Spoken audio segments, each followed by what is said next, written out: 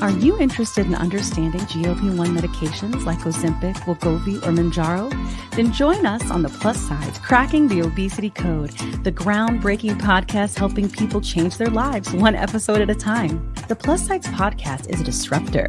We're breaking down barriers, smashing stereotypes, and sharing inspiring stories that'll leave you feeling informed and empowered. Join us every week to learn from doctors who are specialists around GLP-1 medications like Ozempic, Wegovy, and Mounjaro. They'll provide you with science and facts to validate these incredible stories. But that's not all. We'll also bring you the voices of the GLP-1 Mounjaro TikTok community, real people who face the challenges of obesity-related diseases and disorders and discovered the incredible plus sides of GLP-1 medications. Our episodes are filled with heartwarming stories, laughter, and moments of triumph. You'll connect with our amazing community members who are reclaiming their health and experiencing their fullest lives. Are you ready to embark on a journey of discovery and empowerment? Tune in to The Plus Sides, Cracking the Obesity Code, and together we'll change the narrative around obesity and end the stigma. Subscribe now on YouTube or your favorite podcast platform and join our incredible community. Let's celebrate the plus sides of life together, because every story deserves to be heard. Every life deserves to shine, and everyone deserves access to expert knowledge and medication. The Plus Sides Podcast. You're not alone. It's not your fault.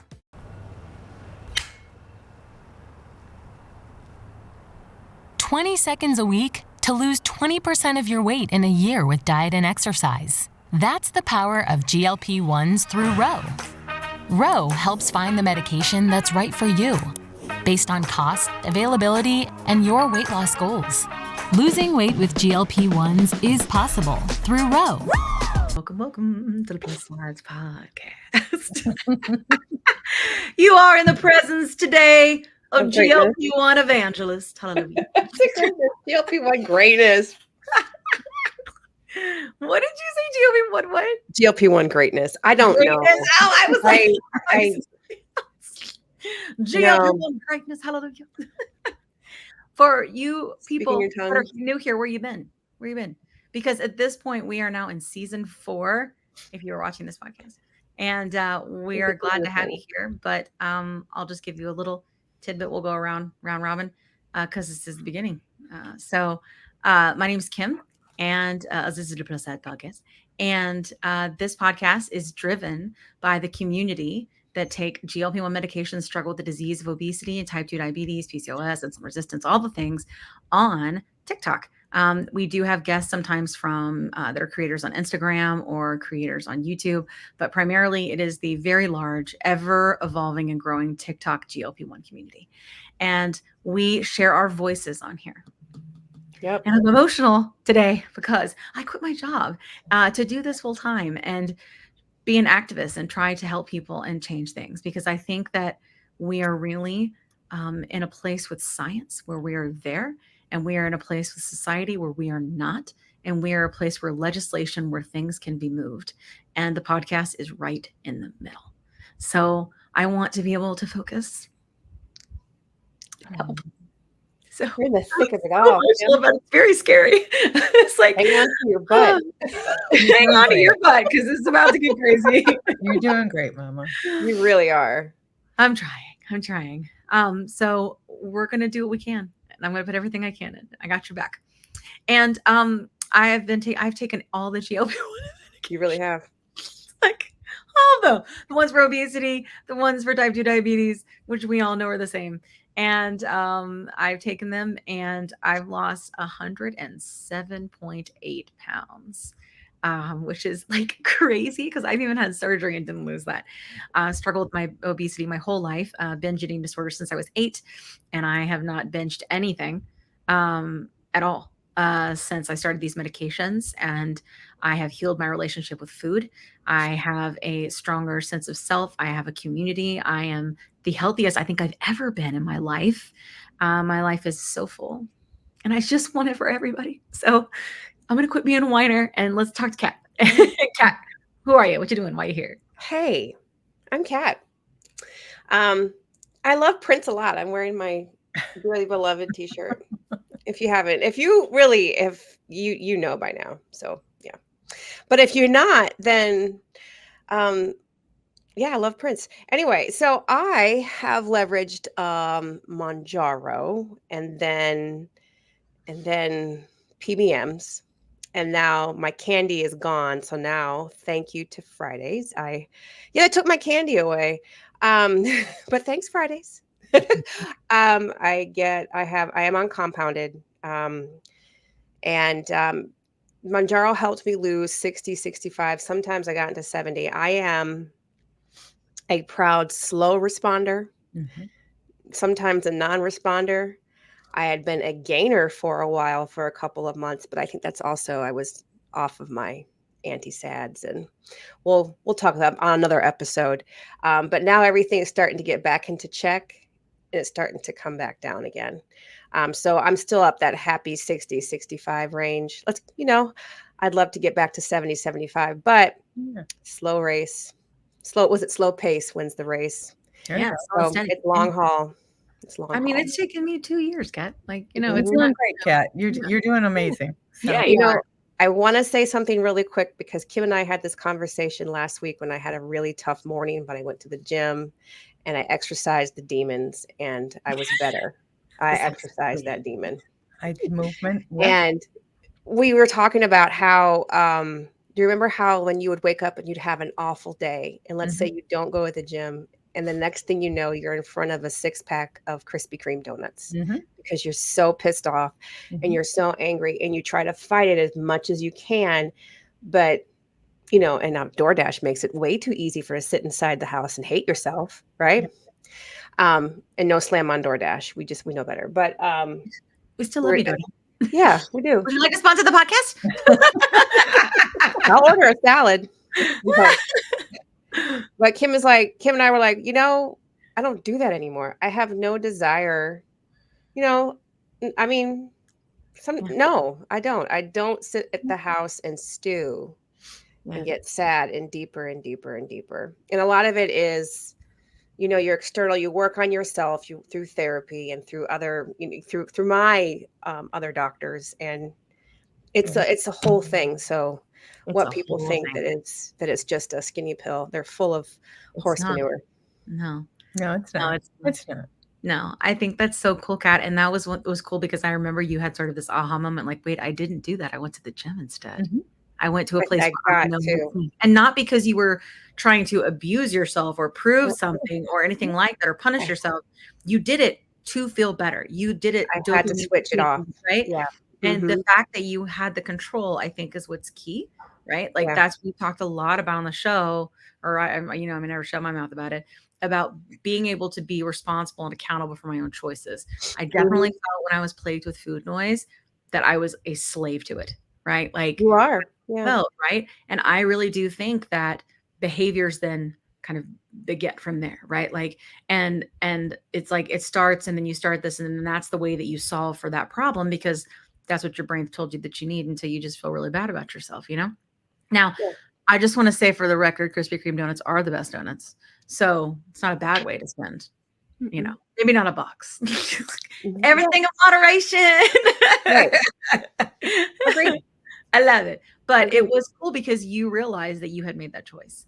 And it's very, very powerful when you are in control of your car, your body, right? When you are in your driver's seat.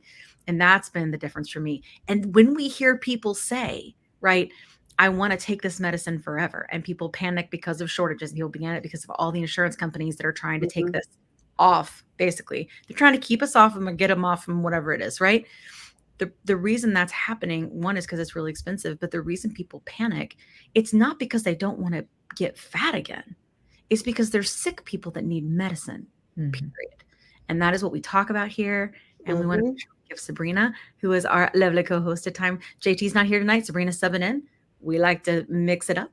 And we want to hear why you're here, who you are, and what's it all about. Hi, I'm Sabrina Ramos. I am down 76 pounds from using Mounjaro. I've been on it for 13 months. I was diagnosed with type 2 diabetes and obesity last year, and have made quite a change in my life. I feel amazing, and I absolutely love I love this podcast. We love you. Just FYI, Sabrina, like your makeup is like totally slaying tonight. Like, It is slaying. Thank I'm you. telling you. Also, I do think it's because Sabrina has a new computer and now her lighting is all perfecto. Now you can see me. I know, it's fabulous. But thank you. Thank you. Well, we have 2 special guests today, and we are TikTokers, and we found them because the community tagged me in a video, which we're going to share here in just a second, and so that you can kind of see what we're talking about and have context of how it came about. But the community was so touched by the message and felt it so deeply that they flooded the comments with tags for the plus sides and myself. And then I reached out and invited our special guest on today. And that I'm going to go ahead and tell John, cue the TikToks. Accommodate them either. There's a difference between paying for extra legroom solely for comfort and needing it to be safe, and fly with dignity. See, what we're not going to do is compare somebody's life choice versus something that somebody cannot control. And to be honest, I don't even know how I got on air travel TikTok or airplane TikTok, but it seems to be one of the only things I'm seeing on my For You page nowadays. And because this girl does a lot of plus size travel, and that's kind of her main content, I've seen a lot of her content come across my page. And before I get the hate, I'm going to put it this way. I am not saying anything against people who are overweight, who are having problems fitting into an actual seat. Kind of seems like you are, though. Not beautiful, that she's not a human, that she's not anything. Because I agree that if you want to live your life a certain way, go for it. The way that you live your life is how you live your life. How I live my life is how I live my life. But what we're not going to do is for you to continually in your videos try to compare yourself, who's made a choice in life to live a certain way and to be a certain way, say that your choice to be a certain size is in the same realm as somebody who didn't have a choice. You can't choose how tall you're going to be. Now here I am wondering how you ended up on my FYP, so you see everything comes full circle. Hey, I'm Dr. Sammy, board-certified pediatrician, and actually I would love to know what your credentials are if you're willing to share them. Now sadly, what I see in your video is a shit ton of assumptions and judgment.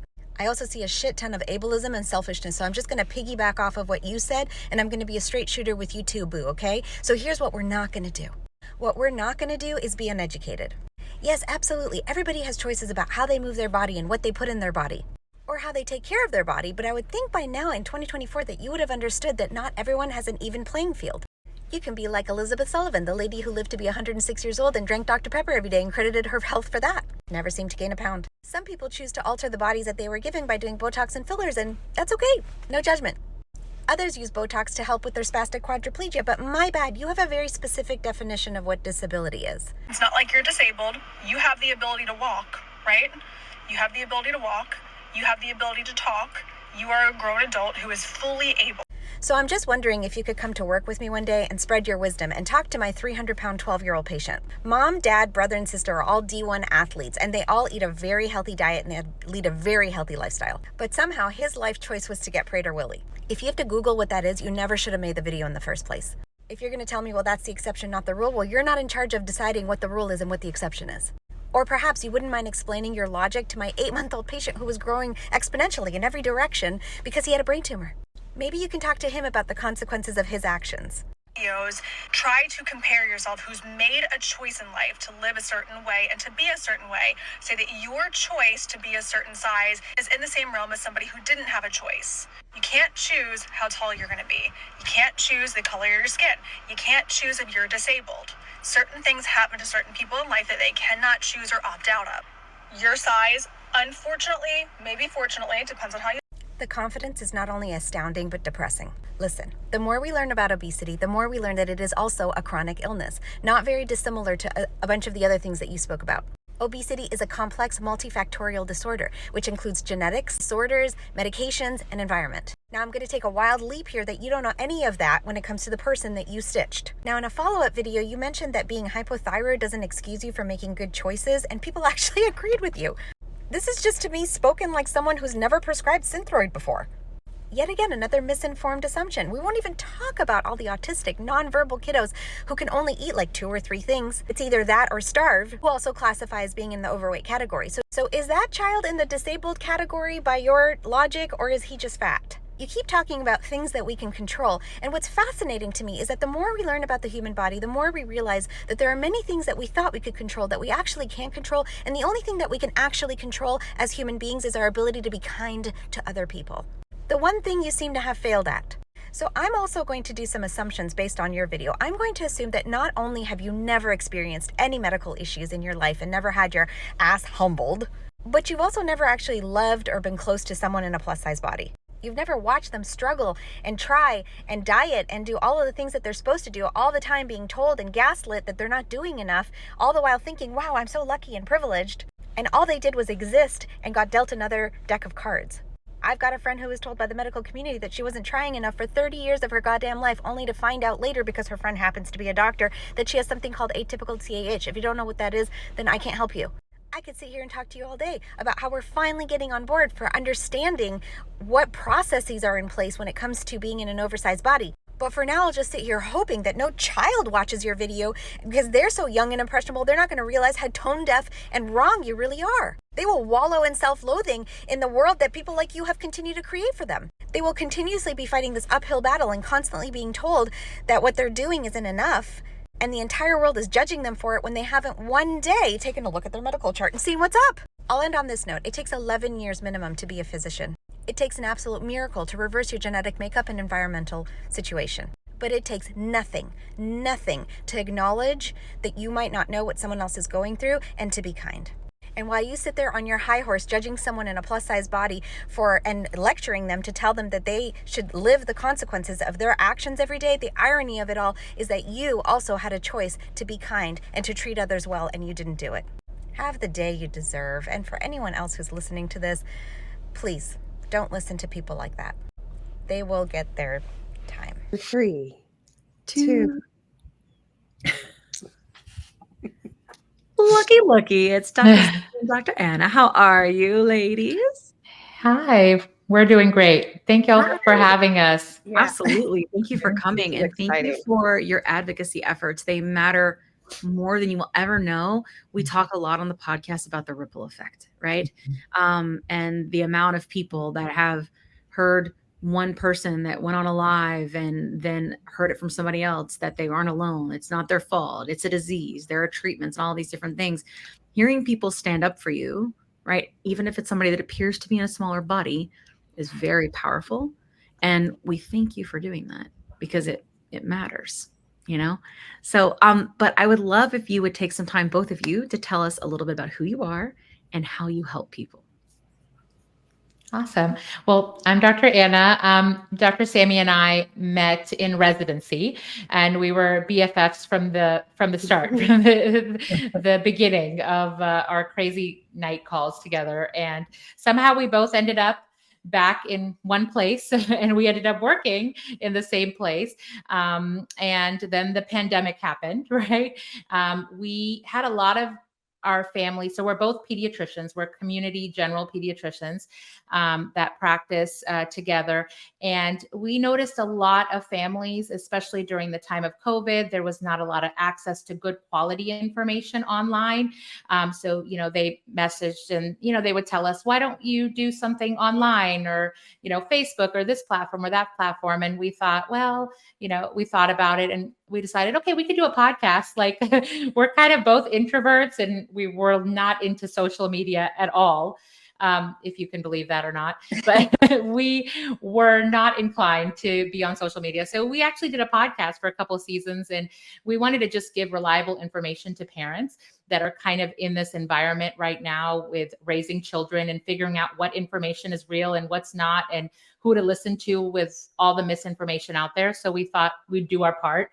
And then we went on social media to kind of tell people about our podcast. And then, one thing led to another. And here we are on TikTok now.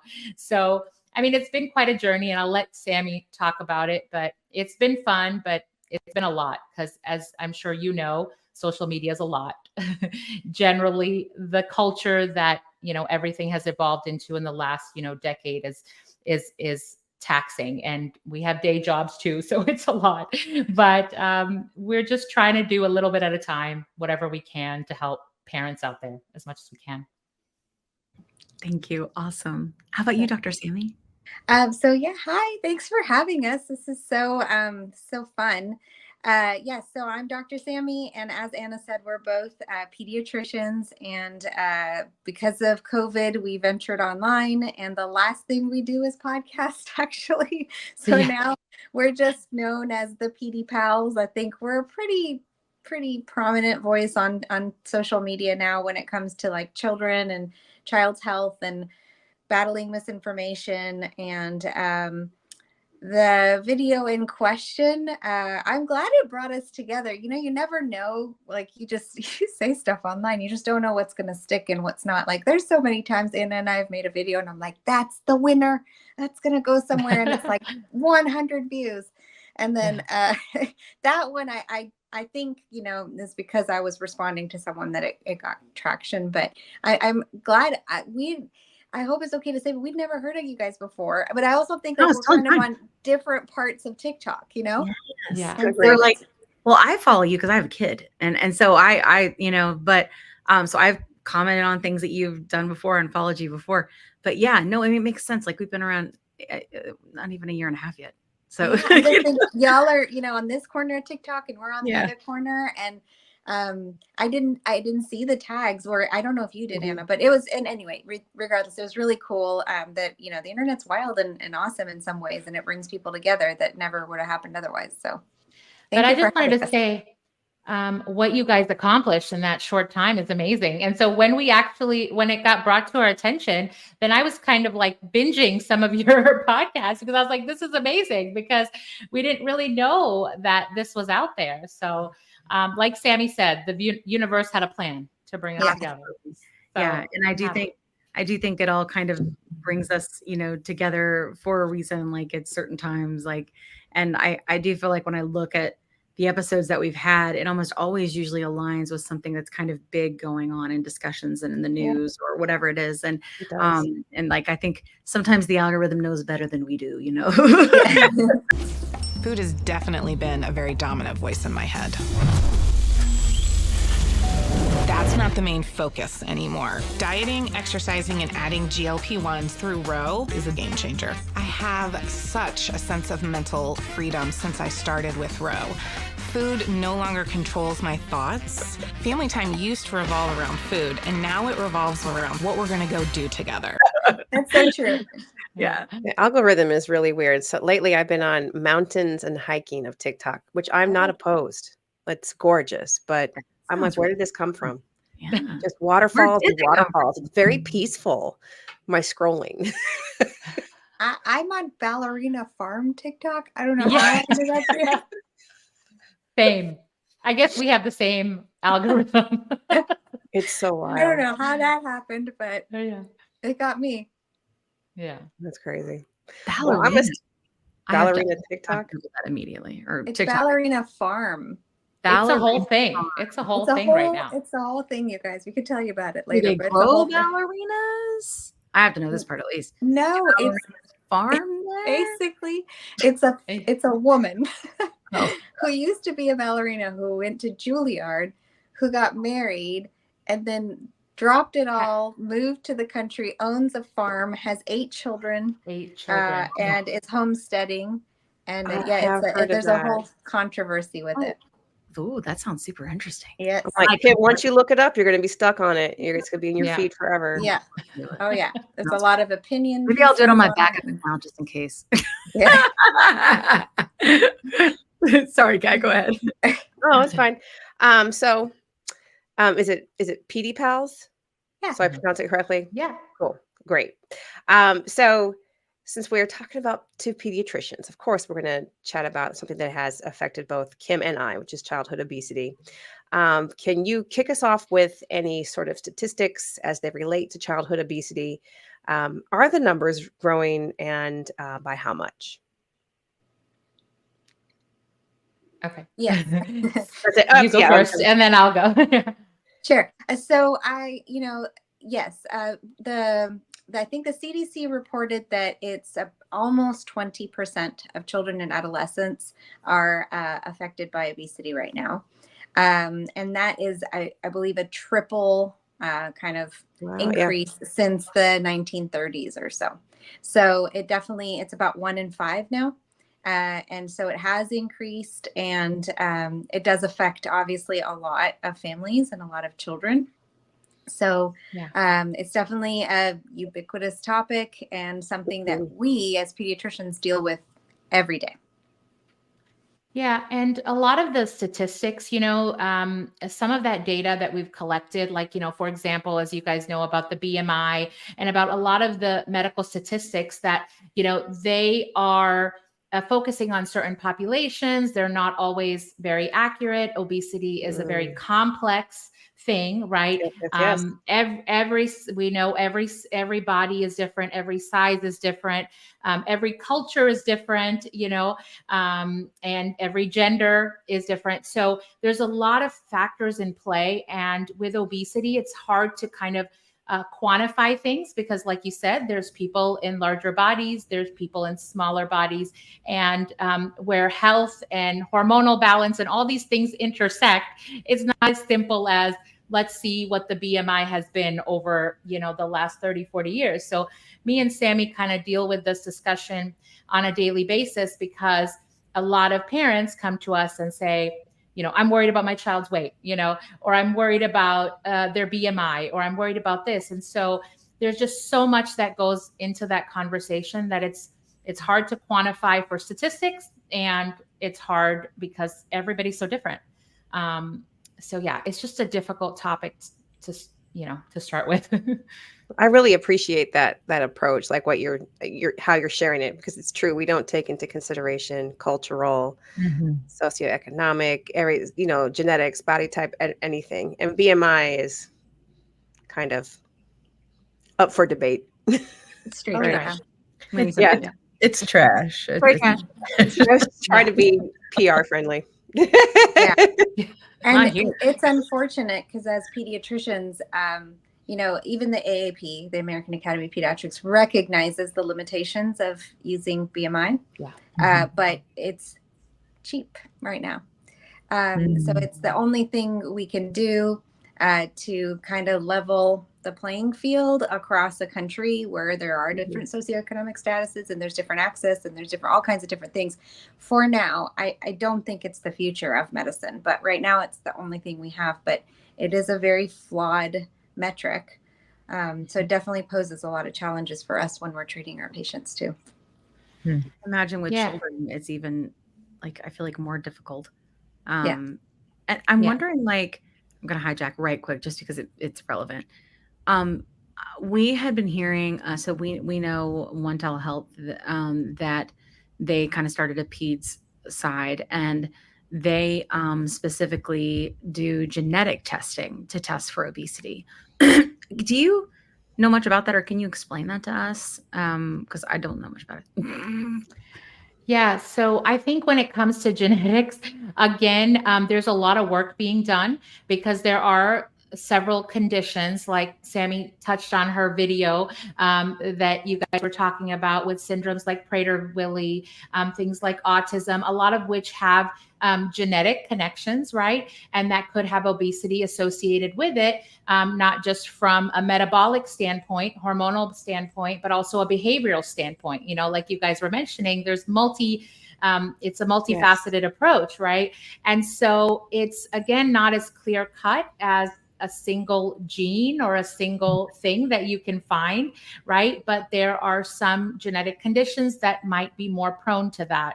Just like you can have some genetic conditions where people are more likely to develop thyroid disease, or they're more likely to develop a heart condition, right? Or mental health, right? And ADHD. I mean, all these things, right? We're finding genetic links to these, but it's not as clear cut. And so it's a good it's something good to discover and to learn about.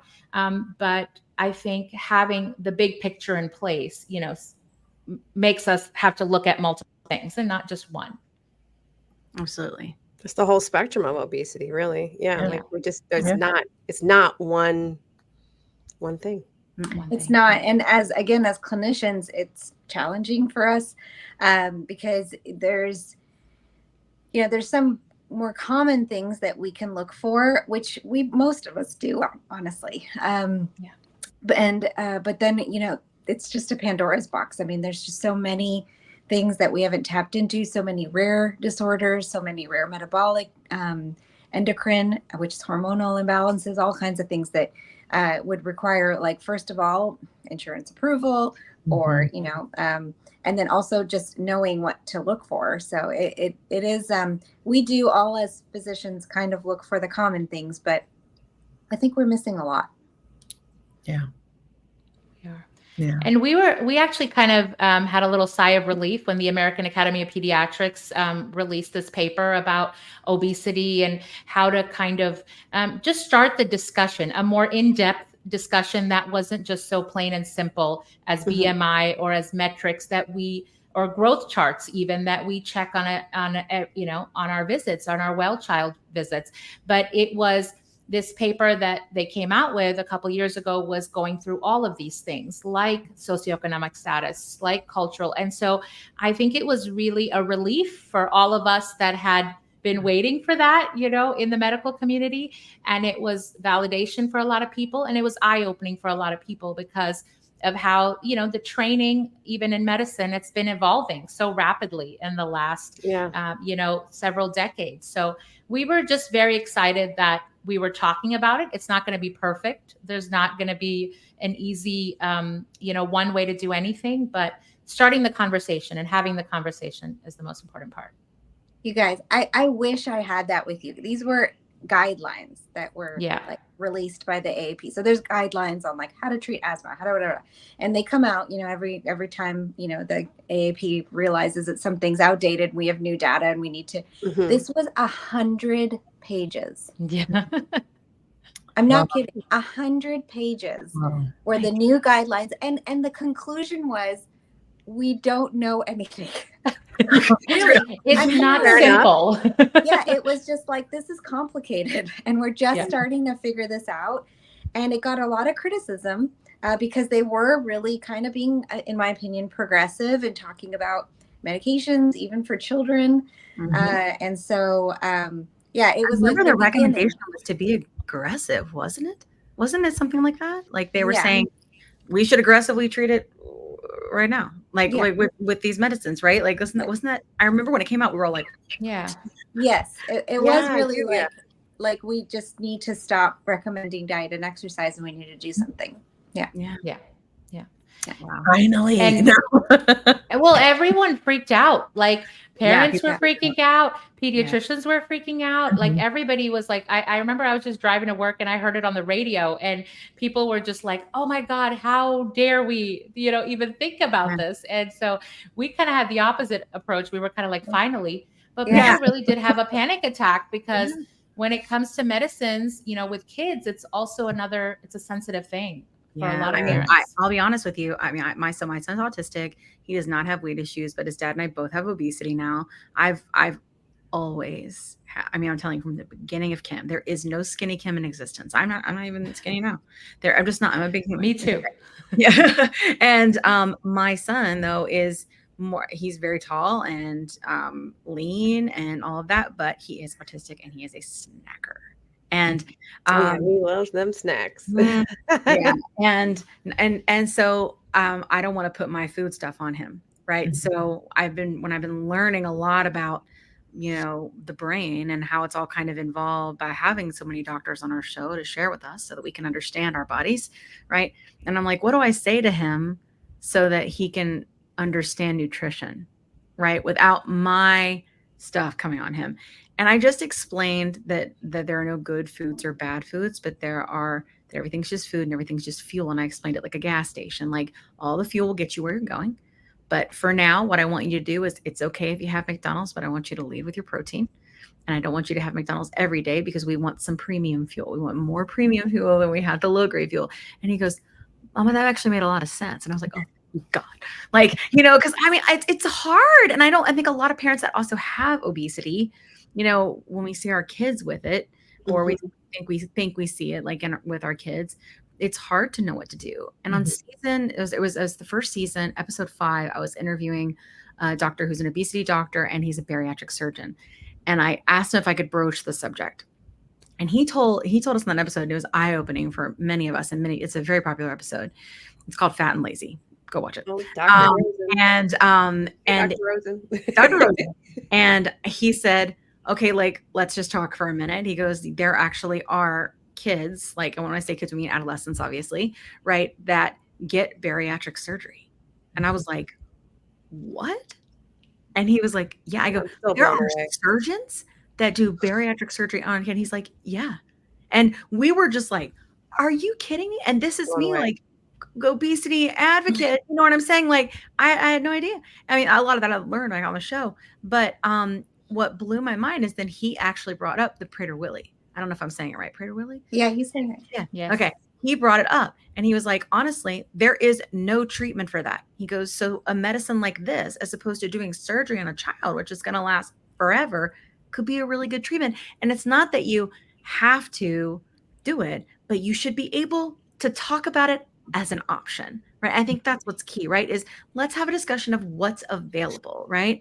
And it's amazing because I don't feel like people talk about bariatric surgery for adolescents at all.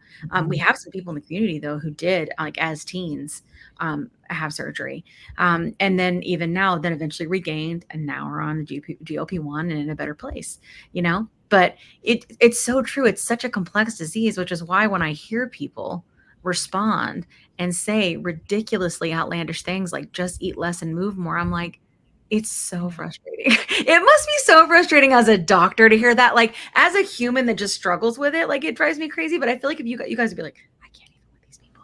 I can't even imagine what that must be like on social media, you know? Yeah. Well, I wish I could make everyone go into, like, just have like an internship in an area where you just serve a wide variety of people, you know, because I think anyone who says anything is just stuck in a bubble and like hasn't met, touched, you know, connected with whatever, someone different, you know, and so they just can get so it's become so easily judgmental. I have, you know, you were talking, Kim, I have 2 daughters and they're a couple years apart, same parents, same household. Guess what? They look nothing alike. They've been dealt different genetic hands, and that's fine. They look so different, but the number of people that comment on their bodies is so infuriating to me. So it's like I'm fighting with the diet industry, with social media, with, you know, the images that are still being put. I mean, we don't really. We've made a little bit of like change since the 80s and 90s, but we still have such a long way to go. It's still a very fat phobic society. But the number of people that, like, to a 10-year-old, to an 11-year-old, like, have you lost weight? Like, what are you doing? And like, why would that even cross your mind, you know? So it's very infuriating, not only as a physician, but also as a parent, because you're constantly like trying to undo all this damage. And like, you're hoping your voice is louder, right? You're like, no, listen to me. Don't listen to that. Don't listen to them. Don't worry about it. You know, and that they're so innocent. They always come so confused. Like, so-and-so said, like, I'm like this and my sister's like that. And I'm like, okay, like, they don't mean bad. You know, they don't. Well, I am the big one in my family, and my sisters are tiny. So I mean, it's the same kind of, and I'm tall. Like, I honestly, like in our pictures, and like it looks like I'm the adopted kid, right? Because like, you know, they're all smaller humans, and I'm like Jolly Green Giant, like in the next by the tree. There's Kim, I'm almost as tall as the tree, you know, and like, and it always did make me feel very othered, you know. And my parents didn't make me feel that way by any means, you know, but that's what it made me feel like, because everybody was always commenting on it. And I need to ask society, that perfect example, which Anna and I see all the time in clinic, that perfect example of the one that might as well be adopted. What explanation do you have other than genetics? Yeah, exactly. Like, hello. Right. Right. Yeah.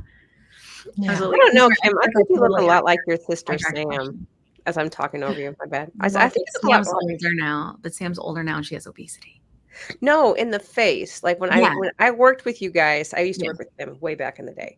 When I worked with you guys, you look, you could so tell. Sam was in high school and middle school, she was a competitive cheerleader and had an eating disorder.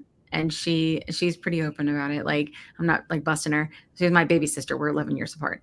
And and she now is on Zepbound and deals with obesity as well. But that wasn't until things started shifting with her hormones. And I'm her sister, and I swear she has PCOS, but I'm not a doctor, so I'm not going to say, but I swear. And that's about when things started to change, and when hormones started to change. And now we look more alike because she's in a bigger body, but we do, you're right. I do think we have similar faces.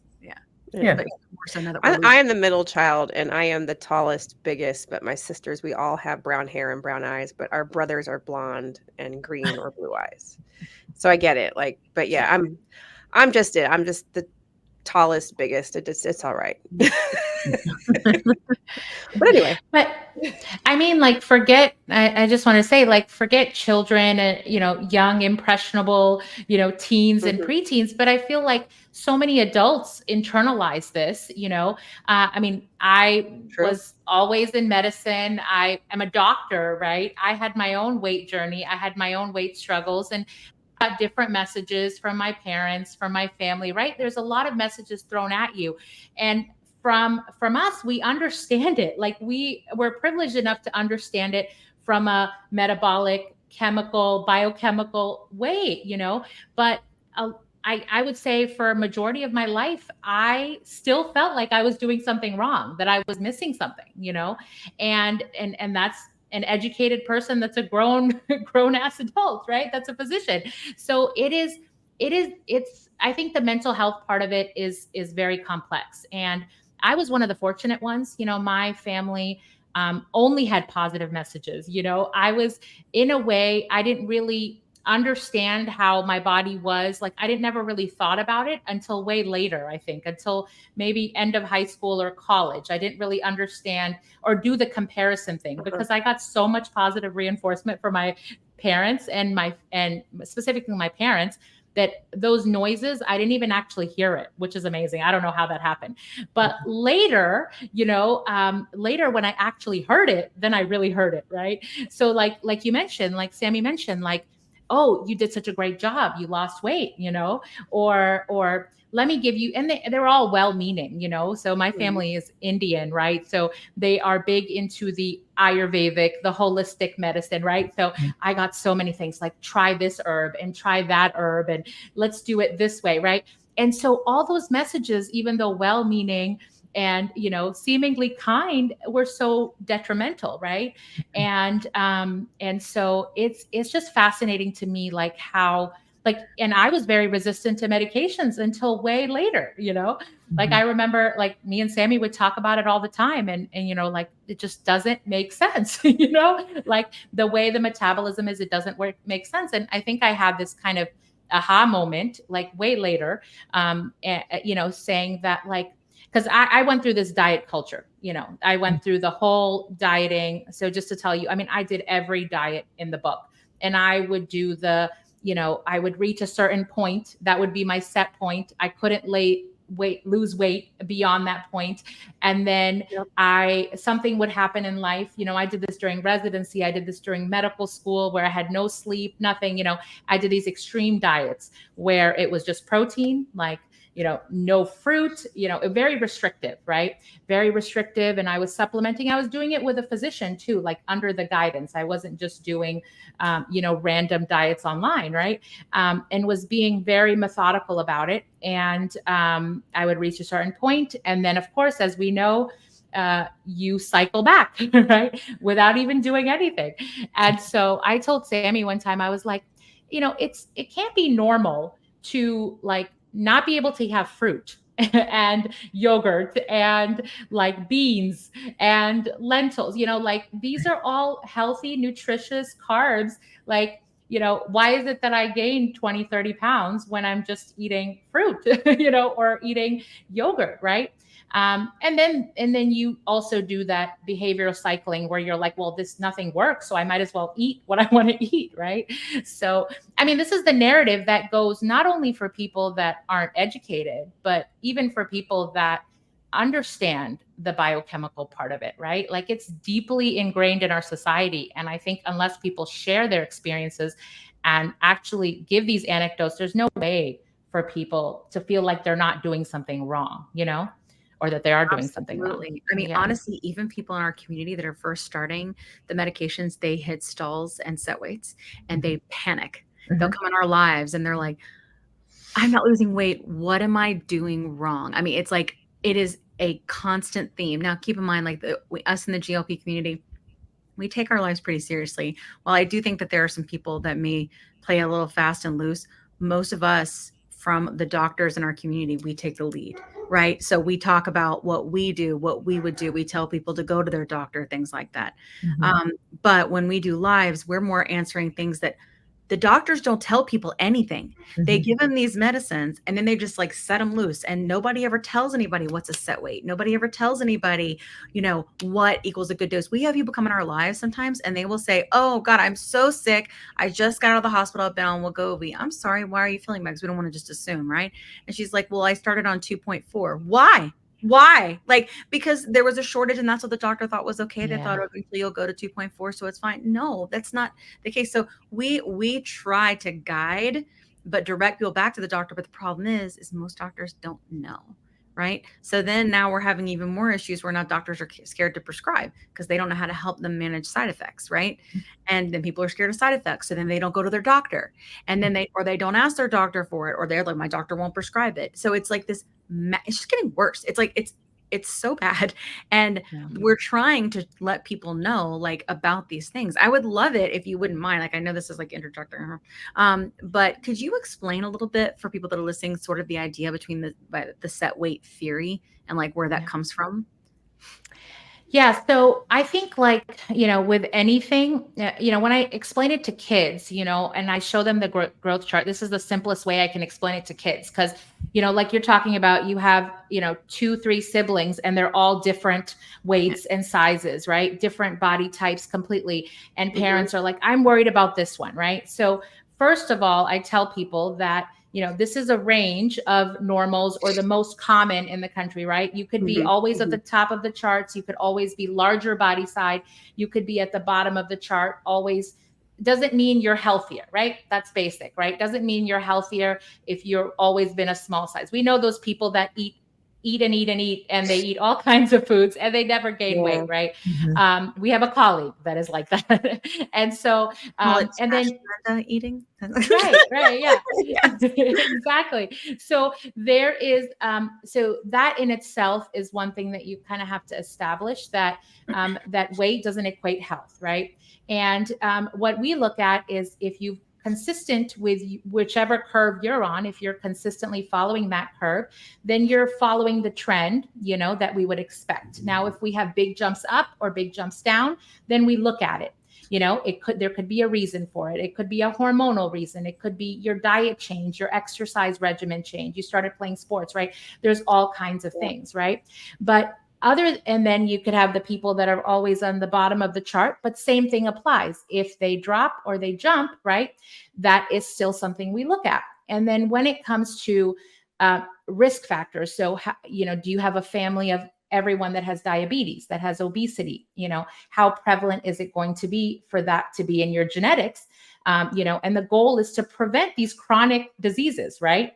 As to prevent diabetes, to prevent, you know, heart attacks and all of these things, right?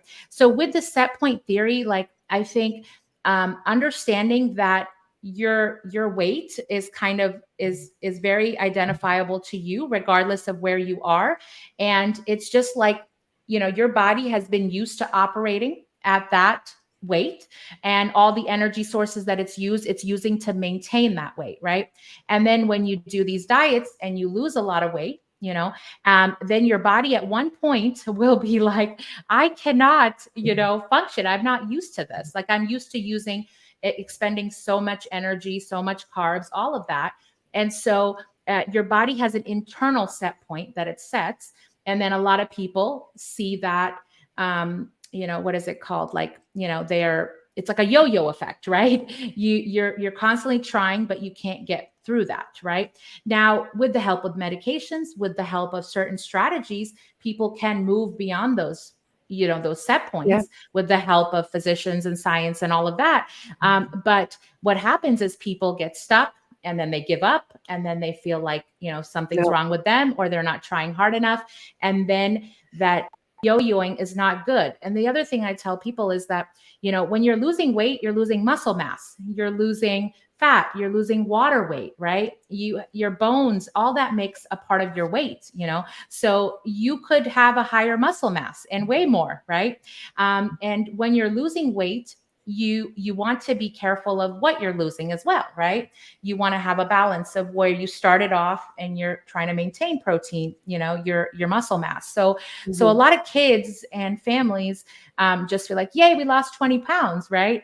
But what did we do? What does that mean?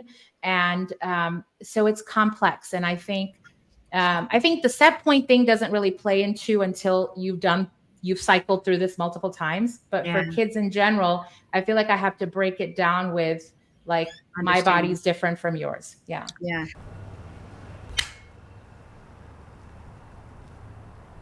"20 seconds a week to lose 20% of your weight in a year with diet and exercise. That's the power of GLP-1s through Ro.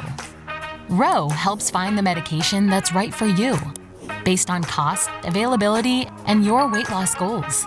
Losing weight with GLP-1s is possible through Ro. Hey Plus Siders, we're so glad that you were able to tune in for part 1 of the episode. Part 2 will be posted next week. We look forward to seeing you then. Have a great week, and remember, you're not alone. It's not your fault. Are you interested in understanding GLP-1 medications like Ozempic, Wegovy, or Mounjaro? Then join us on the Plus Sides, Cracking the Obesity Code, the groundbreaking podcast helping people change their lives one episode at a time. The Plus Sides podcast is a disruptor.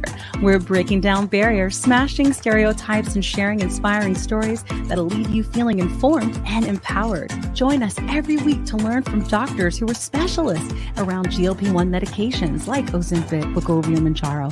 They'll provide you with science and facts to validate these incredible stories. But that's not all. We'll also bring you the voices of the GLP-1 Mounjaro TikTok community, real people who face the challenges of obesity-related diseases and disorders and discovered the incredible plus sides of GLP-1 medications. Our episodes are filled with heartwarming stories, laughter, and moments of triumph. You'll connect with our amazing community members who are reclaiming their health and experiencing their fullest lives. Are you ready to embark on a journey of discovery and empowerment? Tune in to the Plus Sides, Cracking the Obesity Code, and together we'll change the narrative around obesity and end the stigma.